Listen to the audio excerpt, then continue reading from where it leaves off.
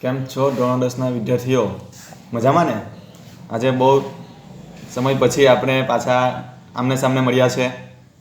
હવે તમને ખ્યાલ આવી જાય છે કે આમને સામને મળીએ એટલે કહેવાનો મતલબ કયો વિષય? સામાજિક વિજ્ઞાન.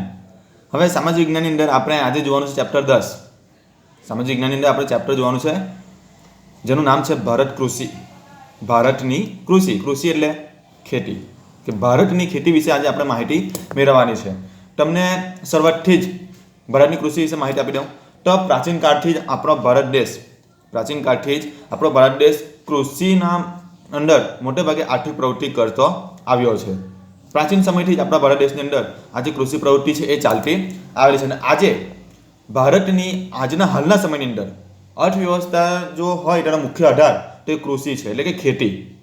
ભારતની અર્થવ્યવસ્થાનો મુખ્ય આધાર ખેતી છે અને ખેતી જ એ ભારતનું એક મહત્વનું સંસાધન પણ છે. કારણ કે આટલો મોટો દેશ, વિશ્વનો સૌથી મોટો લોકશાહી દેશ, જેની અંદર વસ્તીનું પ્રમાણ પણ વધારે છે, ઔદ્યોગિક પ્રમાણ ઓછું પરંતુ વસ્તીનું પ્રમાણ વધારે છે, તો એના માટે ભારતનો મુખ્ય જો એક સંસાધન હોય તો એ ખેતી છે. એવું કહેવાય છે કે શ્રમ શક્તિના લગભગ શ્રમ શક્તિ એટલે કે ભારતની અંદર જે શ્રમ કરનારા જે લોકો છે એના 60% જેટલા લોકો ખેતીની અંદર રોકાયેલા છે, કાર્ય કરે છે, એટલે કામ કરે છે. કેટલા ટકા? આટલી બધી વસ્તી જે છે એમાંથી 60% લોકો શામાં કામ કરે છે? ખેતીમાં. એટલે કહેવાનો મતલબ વર્ષોથી જ આપણો ભારત દેશ એક કૃષિ પ્રધાન દેશ રહ્યો છે. ખબર છે આપણને કે હરિયાળી ક્રાંતિ પણ આપણા ત્યાં આવી હતી અને મોટા ભાગનું ઉત્પાદન, કાચો માલ, ઉદ્યોગોને અને લોકોના જીવન નિર્વાહ માટેનું અનાજ, શાકભાજી એ બધું સૌથી વધારેનું ઉત્પાદન જો થતું હોય તો એ આપણા ભારત દેશના શાના પર આધાર રાખે છે? આપણે ભારત દેશની કૃષિ પર. અને એક વાત કરીએ તો ભારતના લોકોને માત્ર પૂરતો ખોરાક જ નહીં, એટલે કે ખોરાક પૂરતું ઉત્પાદન નથી થતું, પરંતુ ઉદ્યોગો માટે એ વિવિધ પ્રકારનો કાચો માલ પણ ઉત્પાદન કરે છે. કોણ? ખેતી. ચલો, તમે ચા બનાવો છો સવારે, એમાં ખાંડ નાખો છો તો ક્યાંથી આવે છે? ખેતીમાંથી આવે છે? નહીં. શામાંથી આવે છે? ઉદ્યોગમાં. તો ઉદ્યોગમાં એ ખાંડ બની ક્યાંથી? તો ઉદ્યોગની અંદર જ્યારે શેરડી આવી તો શેરડીના કારણે ખાંડ બની, પણ તે શેરડી ક્યાંથી આવી? ખેતરમાંથી આવી ને, ખેતીમાંથી. એટલે કહેવાનો મતલબ આપણા ઘરમાં જે ખાંડ આવે છે એ આડકતરી રીતે ખેતીમાંથી જ આવે છે ને. આપણે શેરડીને ખેતરમાં બનાવીએ, એ શેરડી ઉદ્યોગમાં જાય અને એની ખાંડ બને પછી આપણા ઘરમાં આવે છે. એટલે કહેવાનો મતલબ ઘણા બધા ઉદ્યોગોને આપણે ખેતી જે છે એ જ કાચો માલ પૂરો પાડે છે. સારું શું બોલવાનું? તમારી સામે જ છું. ચાલો, આ શું છે? કપડાં. કપડાં શામાંથી બને? કપડાં શામાંથી બને? કાપડ. કાપડ શામાંથી બને? રેસામાંથી. રેસા શામાંથી બને? રૂ. રૂ કપાસમાંથી. કપાસ ક્યાં થયો? ખેતરમાં થયો ને. એટલે તમે વિચાર કરો, કપાસની પ્રોસેસ કેટલી લાંબી થઈ. કપાસને પીલાવાનું એટલે કે રૂ બને, રૂમાંથી રેસા બને. હવે કપાસ તો ખેતીમાં થયું, પણ કપાસ પછી હવે ઉદ્યોગોનું કામકાજ શરૂ થયું. કપાસમાંથી રૂ, રૂમાંથી રેસા, રેસામાંથી કાપડ અને કાપડમાંથી કપડાં. એટલે તમે વિચાર કરો, ખેતીમાં ઉત્પાદન થયેલો કપાસ કેટલા બધા ઉદ્યોગોમાંથી પસાર થાય છે. થાય છે ને. એટલે કે આનો મતલબ આપણા કપડા માટે કાચો માલ કોણ? કપાસ. કાચો માલ કોણ? કપાસ. આ રીતે ખેતી ઉદ્યોગોને કાચો માલ પર પૂરો પાડે છે. એટલે કે જે ઉદ્યોગો જે છે એમાંથી ખેતી કાચો માલ આપે છે. બિસ્કિટની વાત કરવામાં, બિસ્કિટ ખાઓ છો, લોટમાંથી જ બને છે ને. લોટ ક્યાંથી આવ્યો? ઘઉં. ઘઉં ક્યાં બને? સમજ પડે છે ને. એટલે ઉદ્યોગોને કાચો માલ પૂરું પાડનારું જો સાધન હોય તો એ છે ખેતી. અને હવે લખવાનું નોટ લઈને બેસતા છો ને તો લખવાનું રાખજો, હું શું લખાવું છું તે. તો આપણો ભારતનું જે રાષ્ટ્રીય ઉત્પાદન છે, આખા દેશનું જેટલું પણ ઉત્પાદન થાય છે ઉદ્યોગોથી માંડીને ગૃહ ઉદ્યોગો, ખેતી, એની અંદર કૃષિનો હિસ્સો 22% છે. લખી લેજો. રાષ્ટ્રીય ઉત્પાદનમાં કૃષિનો હિસ્સો કેટલો છે? 22% છે. અને નિકાસમાં ખેતી પાકો પણ કોઈ પાછળ નથી. નિકાસ એટલે કે બીજા દેશમાં જે મોકલે ને એમાં ખેતી પાકો પણ પાછળ નથી. આપણા ખેતીના કેટલું બધું ઉત્પાદન પણ નિકાસ થાય છે બીજા દેશોમાં. અને ખેત પેદાશોનો લગભગ નિકાસની અંદર બીજા દેશમાં જે જાય ને એમાં કેટલા ટકા હિસ્સો છે? તો 18%. બે વસ્તુ મેં તમને લખવાનું કીધું કે દેશના રાષ્ટ્રીય ઉત્પાદનમાં ખેતીનો હિસ્સો કેટલો? 22%. અને નિકાસની અંદર હિસ્સો કેટલો? જે નિકાસ એટલે કે વેપાર જે થાય છે ને બીજા દેશો સાથે, તો નિકાસની અંદર આપણા ભારતમાં કૃષિનો હિસ્સો કેટલો છે? તો 18% કૃષિનો હિસ્સો છે, જેનાથી દેશને દર વર્ષે કેટલા લાખો રૂપિયાનું વિદેશી હુંડિયામણ આપણા ભારતને પ્રાપ્ત થાય છે. તેનો મતલબ આપણું કૃષિ પેદાશો વિદેશમાં વેચાયું તો વિદેશના રૂપિયા આપણા ભારતમાં આવ્યા ને એટલે વિદેશી હુંડિયામણ આપણને પ્રાપ્ત થયું. એટલે આપણા ભારતનો કૃષિનો હિસ્સો નિકાસની અંદર 18% છે. કોનો હિસ્સો? કૃષિનો. યાદ રાખજો, ખેતીનો. ઉદ્યોગોની વાત નથી કરતા આપણે. આ ચેપ્ટરની અંદર માત્ર કોની વાત કરવાની છે? કૃષિ ઉત્પાદનની, ખેતીની. કૃષિ ઉત્પાદન અને ખેતી અને ભારતની અંદર એનો હિસ્સો એની આપણે વાત કરવાની છે. તો અહીંયા સુધી તમને ખ્યાલ આવ્યો કે પ્રાચીન કાળથી જ આપણો ભારત દેશ એ કૃષિ પ્રધાન દેશ રહેલો છે, જ્યાં ખેતીનું ખૂબ જ મોટા પાયા પર ઉત્પાદન થાય છે અને ભારતના મોટાભાગની વસ્તી, મોટાભાગના ગામડાઓ હોય એ લોકો શાની સાથે જોડાયેલા છે? ખેતી પ્રવૃત્તિ સાથે જોડાયેલા છે. અને આ જ રીતે ભારતીય અર્થવ્યવસ્થા, આપણા ભારતની અર્થવ્યવસ્થા ખેતી પર આધાર રાખે છે. કોની સાથે જોડાયેલી છે? ખેતી સાથે જોડાયેલી છે. એટલે આમ આપણા ભારતને કૃષિ પ્રધાન દેશ કહેવામાં આવે છે. પરંતુ મિત્રો કહેતા અફસોસ થાય છે કે હવેના સમયમાં ધીરે ધીરે ઉદ્યોગોનું પ્રમાણ વધવાથી આપણા કૃષિ ક્ષેત્રનું મહત્વ અને કૃષિ ક્ષેત્રનો હિસ્સો એ કેવો થવા લાગેલો છે? ઓછો થવા લાગેલો છે. હવે મોટાભાગના લોકો ઉદ્યોગ ધંધાની અંદર વધારે કામ કરે છે, જેના કારણે લોકો ખેતી કરવાનું ઓછું કરી દીધું છે. હવે તમે વિચાર કરો, તમે સિટીમાં રહેતા એટલે તમને ચાલો પાણીપુરી ખાવા જઈએ, પીઝા બર્ગર ખાવા જઈએ, આ તે ખાવા જઈએ, કંપનીમાં બને છે એ બધું. એ ખાવાની વસ્તુ તો અંતે ખેતીમાંથી જ આવે છે ને. આપણે વિચારી લઈશું કે ચાલો આપણે ખેતી નથી કરતા, સિટીમાં રહીએ છીએ એટલે ખેતી કરતા જ નહીં હોય, બહાર જઈને ખાઈ લઈશું. બહાર આવ્યું ક્યાંથી? આવ્યું તો ખેતીમાંથી જ ને. જો બધા જ ખેતી કરવાનું છોડી દેશે તો ખાવાના શું? શહેરના 90% લોકો ખેતી નથી કરતા, 10% જે હોય જે ગામડે જઈને ખેતી કરતા હોય છે. એક જ શહેરની વાત કરીએ, 90% લોકો ખેતી નથી કરતા. હવે એ 90% લોકોને ખાવાનું ક્યાંથી મળે છે? એમના ઘરમાં અનાજ પાણી જે ભરેલું છે, ઉદ્યોગ ધંધાએ આપ્યું? નહીં. કોને આપ્યું? ખેતી આપ્યું. અને જો ખેતી જ બંધ થઈ જશે તો ઉદ્યોગ ધંધા પર જીવવાનું રહેશે? ઉદ્યોગ ધંધા આપણને ખાલી કામ આપે ને પૈસા આપે, ખાવાનું કોણ આપે? બોલો. ખેતી આપે છે ને, એટલે ખેતી તો કરવી જરૂરી છે. તો અહીંયા સુધી તમને ખ્યાલ આવી ગયો હશે. હવે બીજી વાત કરું તમને, તો આપણા ભારત દેશની વાત કરીએ. આપણો ભારત દેશ છે ને મોસમી ઋતુઓનો દેશ છે. શિયાળો, ઉનાળો, ચોમાસું, વરસાદ પડે, ઠંડી પડે, ઉનાળો પડે. અને આ ઋતુઓ દરમિયાન આપણા ભારતની અંદર અલગ અલગ વિસ્તારની અંદર અલગ અલગ પાક લેવામાં આવે છે. અને એનું મોટું કારણ તમે 9માની અંદર ભણી ગયા છો, આબોહવા વિશે, જમીન વિશે. તો આપણા ભારતની અંદર ફળદ્રુપ મેદાનો ખૂબ સારા આવેલા છે, જેની અંદર ઉત્પાદન ખૂબ જ સારા પ્રમાણમાં મેળવી શકાય છે. અને તે ઉપર 12 માસ પાક લઈ શકાય એવી, 12 માસ આખા વર્ષની અંદર પાક લઈ શકાય એવી આપણે ત્યાં આબોહવા છે. પછી સિંચાઈની વ્યવસ્થા છે. સિંચાઈ એટલે જે નહેરો દ્વારા પાણી પૂરું પાડવામાં આવે ને, જ્યાં ઉનાળો હોય, શિયાળો હોય, હવે તે સમયે તો વરસાદ પડે નહીં તો પાણીની જરૂર પડે ને, તો એટલા માટે સિંચાઈની વ્યવસ્થા છે. કુશળ અને મહેનતુ આપણે ત્યાં ખેડૂતો છે, ખેડૂતો કે જેના થકી જ આજે ખેતરમાં આટલો સારો પાક લઈ શકાય છે.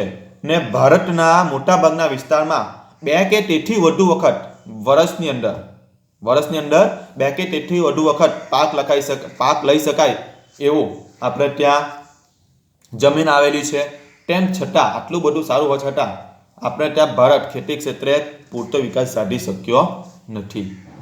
આટલા સારી જમીન આવેલી છે, પાક લઈ શકાય છે, સિંચાઈની સગવડો છે, તે છતાં આપણે કૃષિ ક્ષેત્રે એટલો બધો વિકાસ સાધી શક્યા નથી. કારણ કે એનું કારણ બી છે કે ભારતનો ખેડૂત એક રીતે જોઈએ તો ગરીબ અને નિરક્ષર છે. ભારતનો ખેડૂત ગરીબ અને નિરક્ષર છે. એ ખેતી દ્વારા માત્ર પોતાનું જ ભરણપોષણ કરી, પોતાના કુટુંબનું ભરણપોષણ કરે છે. અને બીજું કે સિંચાઈની અપૂરતી સગવડ, એટલે કે અમુક વિસ્તારો સુધી હજુ સુધી નહેરો પહોંચી શકી નથી. પછી આપણે ત્યાં ભારતની અંદર અનિયમિત વરસાદ અને અનિશ્ચિત છે, ક્યારે અને કેટલો પડે એ આપણે જાણતા નથી. જેના કારણે વધારે પડી જાય તો નુકસાન, ઓછો પડે તો એ નુકસાન. એ તો કુદરત છે, ચાલો એની પર આ છોડી દઈએ. પણ અનિયમિત અને અનિશ્ચિત વરસાદના કારણે પણ પાક સરખી રીતે લઈ નથી શકાતો. પણ એ ઉપરાંત વધારે વસ્તી વધારે છે પણ ખેતીનું પ્રમાણ કેવું છે? ઓછું. હવે ખેતીનું પ્રમાણ ઓછું તો વધારે વસ્તીને પહોંચી વળાતું નથી, તો એ પણ એક સમસ્યા છે. ત્યારબાદ કુટુંબનું મોટું કદ, કુટુંબ એટલે કે ઘર, એની અંદર કામ કરવાવાળા 2 જણા હોય ને ખાવાવાળા 10 જણા હોય. સમજો છો ને? આવું છે. પછી નાના કદના ખેતરો, નાના કદના કે નાના નાના ટુકડામાં વહેંચેલા હોય. હવે એની અંદર કેટલો ભાગ થાય નાના નાના ટુકડાઓમાં. આ જેમ જેમ ભાગ પડતા જાય તેમ ખેતરો નાના થતા જાય. એવું સમજો કે 5 ભાઈ છે અને 50 વીઘા જમીન છે. એક ભાઈ પાસે કેટલા આવી? 10 વીઘા આવી.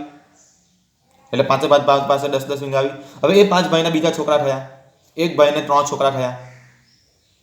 તો 10 વીઘામાંથી એના છોકરાને કેટલા આપવાનો? 3 વીઘા.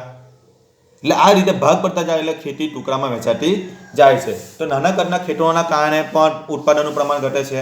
તે ઉપરાંત પ્રયોગશીલતા પ્રત્યેનું ઉદાસીન વલણ, પ્રયોગશીલતા કે કંઈ ને કંઈ નવો પ્રયોગ કરતા નથી કે ચાલો આ પ્રયોગ દ્વારા સારું ઉત્પાદન મેળવીએ કે એની અંદર કંઈ નવા સાધનોનો ઉપયોગ કરીએ.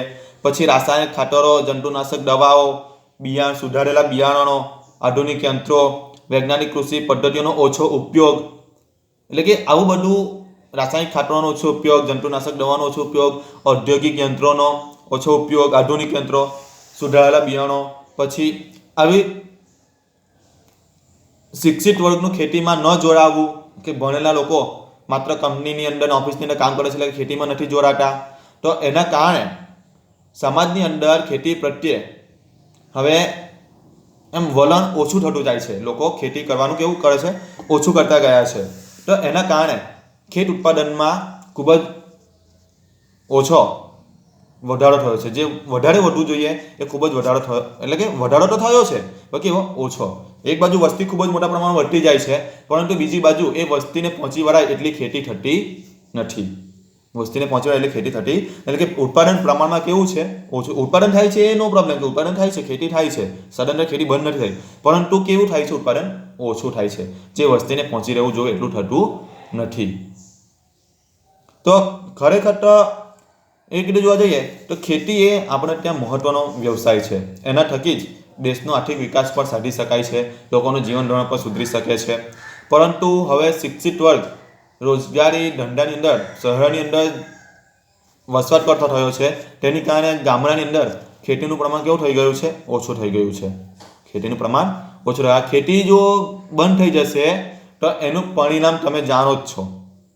એનું પરિણામ તમે જ્યાં હવે શહેરો મોટા થતા ચાલ્યા, સારી સારી જમીન પર ઉદ્યોગો સ્થપાવા લાગ્યા, સમજો છો ને? તો એના કારણે ખેતી લાયક જમીન પણ હવે ઓછી થઈ ગઈ છે. ખેતી લાયક જમીન ઓછી થઈ જાય એટલે કે આનો મતલબ એટલી ખેતી ઓછી એટલે કેટલું ઉત્પાદન ઓછું, અને બીજી બાજુ વસ્તી વધે તો પ્રોબ્લેમ તો થવાનો જ. તો આના કારણે આપણે ત્યાં ભારતની અંદર જ્યારે પંચવર્ષીય યોજનાઓનો અમલ થયો આયોજન પંચનો 1951થી, ત્યારથી લઈને હાલ સુધી ખેતી પર અલગ અલગ મુદ્દાઓ પર ધ્યાન આપવામાં આવ્યું છે. એનું ઉત્પાદનમાં, એનું સિંચાઈની અંદર કે કઈ રીતે ઉત્પાદન વધારી શકાય અનાજનું, કે સિંચાઈ વ્યવસ્થા સારી કરી શકાય. તો એ રીતે દરેક યોજનાની અંદર, દરેક આયોજનની અંદર ખેતી ઉપર ભાર મૂકવામાં આવેલો છે. હવે સૌપ્રથમ આપણે જોવાનું છે કૃષિના પ્રકારો. કૃષિ એટલે કે ખેતીના પ્રકારો. આપણા ભારતની અંદર ખેતીના અલગ અલગ પ્રકારો છે. ખેતીના પ્રકારો છે. હવે તમે હેડિંગ મારી દો નોટમાં. શું લખશો? કૃષિના પ્રકારો. તો હું તમને એક એક કરીને લખાવતો જઈશ, અત્યારે એક સાથે લખાવતો નથી. તો તમને વાત કરું, હવે આપણા ભારતની અંદર ખેતી તો ખૂબ સારા પ્રમાણમાં થાય છે, પણ તે છતાં સિંચાઈની પદ્ધતિ, ખેત પેદાશો, આર્થિક વળતર જેવી બાબતોના આધાર, આર્થિક વળતર કે લોકોને કઈ રીતે વેતન આપવું ખેતીની અંદર, કેવા પ્રદેશની અંદર કેવું ખેત પેદાશ લઈ શકાય, કેટલા પ્રમાણની અંદર, સિંચાઈની સગવડ ક્યાં છે અને ક્યાં નથી, ક્યાં સારો વરસાદ પડે છે. તો એ બધા મુદ્દાને આધારે કૃષિના આપણા ભારતની અંદર પ્રકારો પાડવામાં આવેલા છે, અને 6 પ્રકારો છે. કેટલા પ્રકારો છે? 6. એક એક કરીને આપણે એના વિશે માહિતી મેળવીએ. તો પહેલો પ્રકાર છે જીવન નિર્વાહ ખેતી. પહેલો કયો પ્રકાર છે? જીવન નિર્વાહ ખેતી. લખી લેજો. તો જીવન નિર્વાહ ખેતી એટલે શું? તો આઝાદી પછી આપણે ત્યાં આયોજન પંચની અંદર અનેક ખેતીના વિકાસ માટે યોજનાઓ અમલ કરવામાં આવી છે, પરંતુ તે છતાં એના કારણે આપણા ખેતી ક્ષેત્રની આર્થિક સ્થિતિ ખૂબ જ નબળી રહી છે.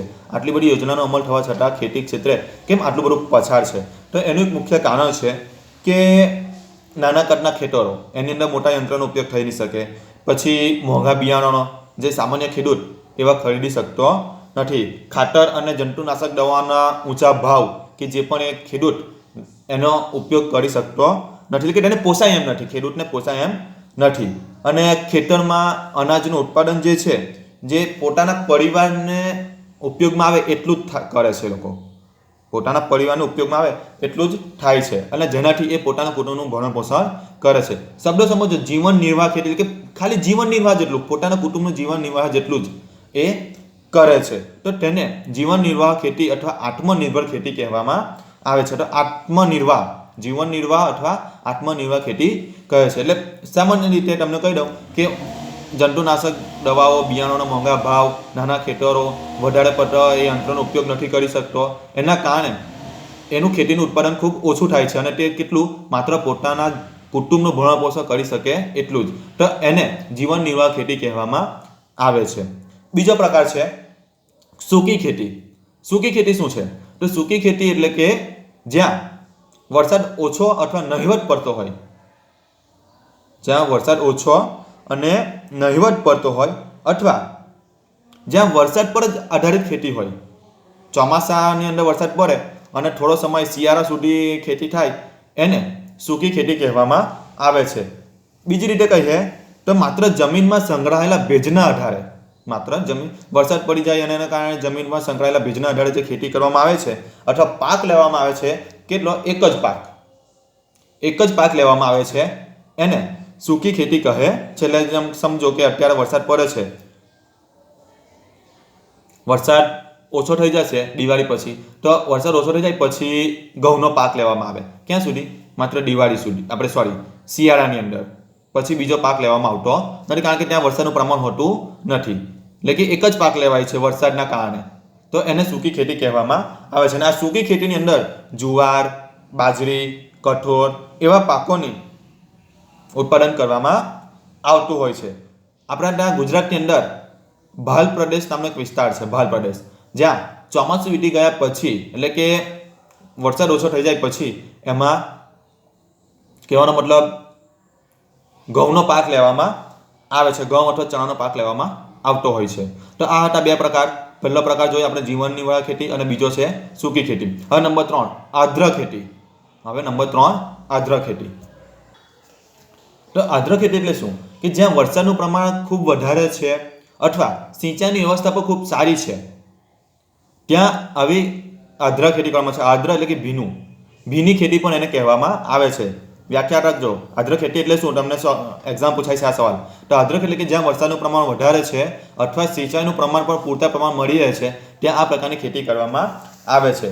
વરસાદ ન પડે કે ઓછો પડે ત્યારે સિંચાઈ દ્વારા આ ખેતી કરવામાં આવતી હોય છે. એટલે કે એક કે વધુ વખત પાક લઈ શકાય છે. વર્ષની અંદર એક અથવા એનાથી વધુ વખત પાક લઈ શકાય છે. જેમાં આપણે વાત કરીએ તો ડાંગર એટલે કે ચોખા, જેને ચોમાસાની અંદર અને ઉનાળાની અંદર એટલે કે વર્ષમાં 2 વખત લેવામાં આવે છે. શેરડી, કપાસ, ઘઉં એવો પાક આ આર્દ્ર ખેતીની અંદર કરવામાં આવે છે. બીજું એટલે કે નંબર 4 સ્થળાંતરિત ખેતી. તો સ્થળાંતરિત ખેતી એટલે કે આ પ્રકારની ખેતીમાં જંગલોને કાપીને, એટલે કે વૃક્ષો કાપીને તેને સળગાવી જમીન સાફ કરવામાં આવે છે. જંગલોને કાપી અને પછી એને સળગાવીને જમીન સાફ કરવામાં આવે છે, અને ત્યાં એ જમીન પર પછી ખેતી કરવામાં આવે છે. અને મુખ્યત્વે 2 થી 3 વર્ષ સુધી આ જમીન પર ખેતી કરવામાં આવે છે. ત્યાર પછી એ લોકો શું કરે છે કે જમીનની ફળદ્રુપતા ઘટી જાય તો એ લોકો એ જમીન છોડીને બીજી જગ્યાએ આ જ પ્રવૃત્તિ કરે છે, બીજી જગ્યાએ કે ત્યાં પણ જંગલો સળગાવી કાપીને પછી ફરી પાછી આ ખેતી કરવામાં આવે છે. તો આ ખેતીને ઝૂમ ખેતી પણ કહે છે. સ્થળાંતરિત ખેતીને કઈ ખેતી કહેવામાં આવે છે? ઝૂમ ખેતી પણ કહેવામાં આવે છે. આ ખેતીની અંદર ધાન્ય પાકો અથવા શાકભાજીનું ઉત્પાદન કરવામાં આવે છે. હવે સ્થળાંતરિત ખેતીમાં ફરી પાછું એકવાર સમજી લો શું છે. તો જંગલોને કાપીને સળગાવીને પછી ત્યાં જમીન સાફ કરવામાં આવે છે, અને એ જમીન પર ખેતી કરવામાં આવે છે. એને ઝૂમ ખેતી પણ કહેવામાં આવતું હોય છે, જે 2 થી 3 વખત એટલે કે 2 થી 3 વર્ષ સુધી આ જમીન પર ખેતી કરવામાં આવે છે. અને ત્યાં ફળદ્રુપતા ઘટી જાય તો એ લોકો એ જમીન છોડીને બીજી જગ્યાએ જતા હોય છે. તો 4 પ્રકાર થયા: જીવન નિર્વાહ ખેતી, સૂકી ખેતી, આર્દ્ર ખેતી અને સ્થળાંતરિત ખેતી. નંબર 5 બાગાયતી ખેતી. તો બાગાયતી ખેતી શબ્દ સાંભળતા જ ખ્યાલ આવી જાય કે બાગાયતી ખેતી શું છે. બાગ આધારિત ખેતી, બાગની અંદર થાય તો જેને આપણે સામાન્ય રીતે વાડી તરીકે ઓળખે છે, વાડીની અંદર જ બધું થાય ને, તો બાગાયતી ખેતી એક પ્રકારની ખાસ પ્રકારની ખેતી છે. એમાં ખૂબ માવજત માંગી લેતું હોય છે અને ખર્ચો બી વધુ હોય છે.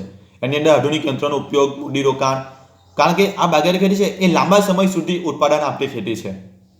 લાંબા સમય સુધી ઉત્પાદન આપતી ખેતી છે. હવે બાગાયતી ખેતીની અંદર રબર, ચા, કોફી, કોકો, નાળિયેર, તમને ખબર ને નાળિયેરને ઉગતા વર્ષો લાગી જાય છે, પછી એની ઉપર પાક આવે છે. નાળિયેર, તે ઉપરાંત સફરજન, કારણ કે તો વૃક્ષો છે જેને વૃક્ષો તો કે 1-2 વર્ષ માટે નહીં, 5-10 વર્ષ પછી ફળ આપે અને તે ઘણા વર્ષો સુધી, તો એ લાંબા ગાળાનું ઉત્પાદન છે. તો એટલા માટે આ ખેતીની અંદર ખર્ચા પણ વધારે છે, આધુનિક યંત્રો અને ખૂબ જ કુશળતાવાળી ખેતી છે. હવે બાગાયતી ખેતીની અંદર સંતરા, દ્રાક્ષ, લીંબુ, આંબળા, ખારેક, કાજુ એવા ઘણા બધા પાકો બાગાયતી ખેતી પ્રમાણે લેવામાં આવે છે. જેમ કે ચીકુ, કેરી, બાગાયતી ખેતી જ કહેવાય ને, બાગ આધારિત ખેતી.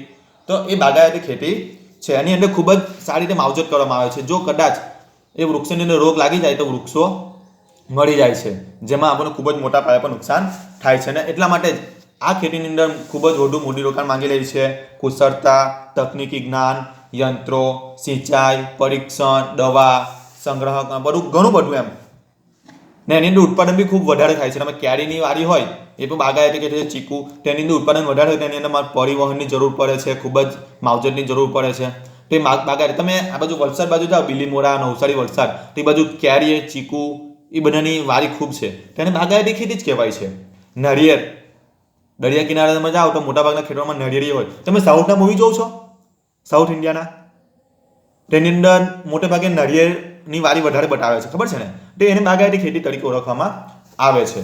હવે નંબર 6, છેલ્લું, સઘન ખેતી. નંબર 6, સઘન ખેતી વિશે માહિતી મેળવીએ. તો સઘન ખેતી એટલે કે જ્યાં સિંચાઈની સુવિધા વધુ છે. સિંચાઈની સુવિધા, પાણી બારેમાસ મળે છે, તેમાં રાસાયણિક ખાતરો, જંતુનાશક દવાઓ એવાનો ખૂબ જ વધુ ઉપયોગ થાય છે. તે ઉપરાંત યંત્રોનો, ખેતરો મોટા હોય, મોટા ખેતીના યંત્રોનો ઉપયોગ થતો હોય, એમાં ખેતીમાં યાંત્રિકીકરણ વધુ હોય, તો આવા પ્રકારની ખેતીને સઘન ખેતી કહેવામાં આવે છે. તો આટલું બધું જંતુનાશક દવાનો ઉપયોગ થતો હોય, ખાતરોનો ઉપયોગ થતો હોય, સારા બીજોનો ઉપયોગ થતો હોય, યંત્રનો ઉપયોગ થતો હોય, તો એના કારણે આ જમીનની અંદર ઉત્પાદન પણ ખૂબ મોટા પ્રમાણમાં મળે છે.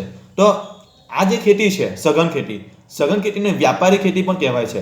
વ્યાપારી ખેતી એટલા માટે કે ઉત્પાદનનું પ્રમાણ વધારે હોવાથી એ મોટે ભાગે એ પાક ઉદ્યોગોમાં કાચા માલ તરીકે વધુ વપરાય છે, તો એને વ્યાપારી ખેતી તરીકે પણ ઓળખવામાં આવે છે.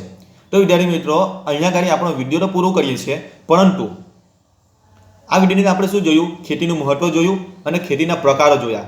ખેતીના પ્રકારોની અંદર મેં તમને 6 ખેતીના પ્રકાર લખાવ્યા છે. તમારી ચોપડી પર લખી લીધા, મારે કહેવાની જરૂર નથી. હવે આગળ આપણે કૃષિ પદ્ધતિઓ વિશે બીજા વિડીયોની અંદર જોઈશું. આ વિડીયો અહીંયા આગળ પૂરું કરીએ આપણે. આ હતું આપણું પાર્ટ 1. હવે આની પછી આવશે આપણું પાર્ટ 2. આ વિડીયો આપણે અહીંયા આગળ જ પૂરું કરીએ.